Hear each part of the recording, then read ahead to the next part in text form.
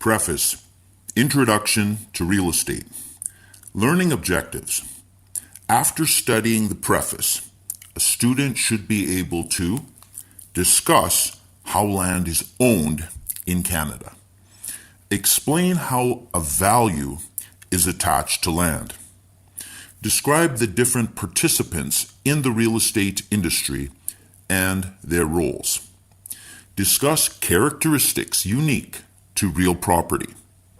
Describe the structure of the real estate industry in BC, including statutory organizations and professional groups. Understand the differences between the residential and IC&I real estate markets. Introduction.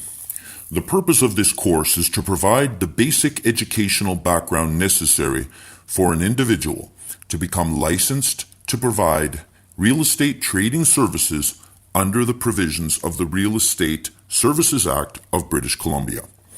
Formerly called real estate salespersons, entry-level licensees are now known as trading services representatives.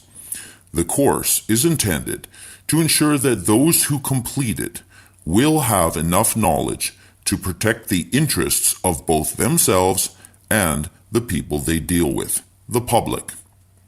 The course introduces the practical aspects of real estate law, financing, appraisal, financial statements, land use planning, building construction, property taxation, technology, business practice, and ethics.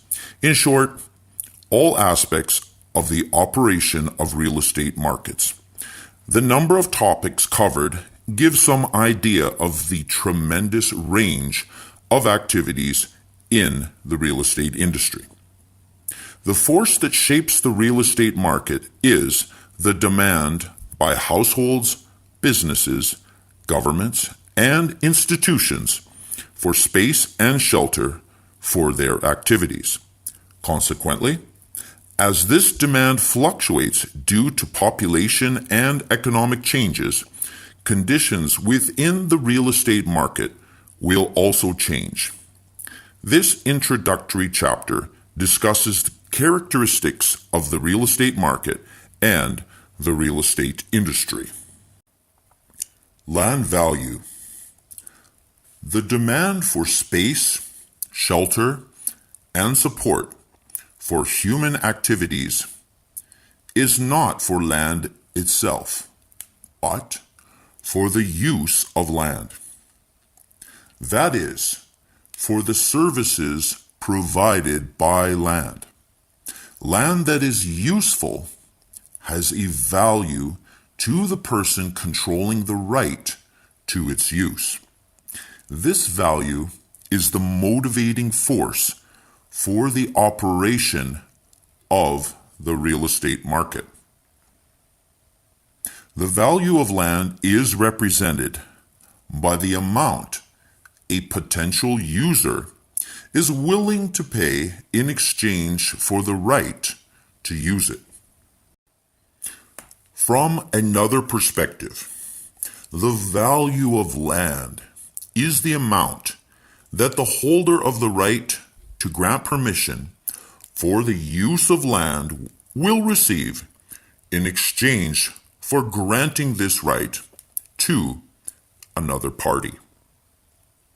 When there is no exchange, the holder receives value through his own use of the land. For instance, a homeowner does not have to pay rent for living in his house, as the benefits from using land may be received long into the future. The value of an interest in land will be the dollar amount invested today. That is justified by the anticipated benefits, given risk, and current investment conditions. This is called the capitalized value. In general, any interest in land that has a value through use will also have a capitalized value. As individuals' personal circumstances, economic conditions, and expectations change, so does the importance of holding different rights in land. Voluntary trading of these rights takes place only when both parties believe they will benefit from the exchange.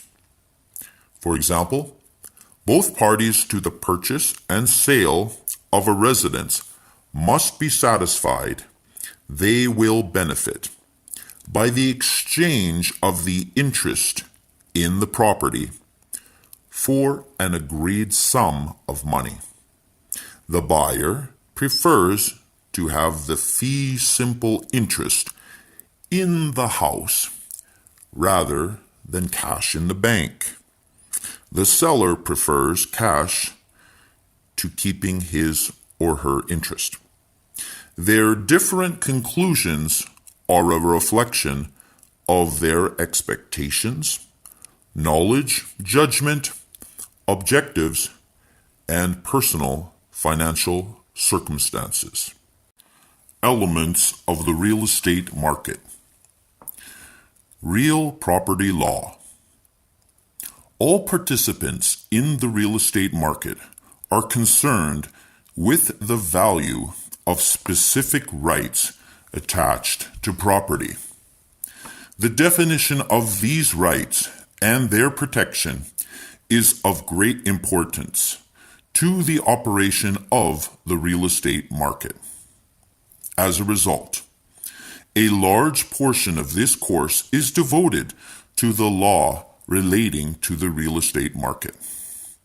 The unique characteristics of land have resulted in a specific body of law, the law of real property. The expression real property stems from the fact that, historically, courts could restore an interest in land to a dispossessed owner. Whereas in the case of personal property, the courts could generally only award damages for being deprived of that personal property.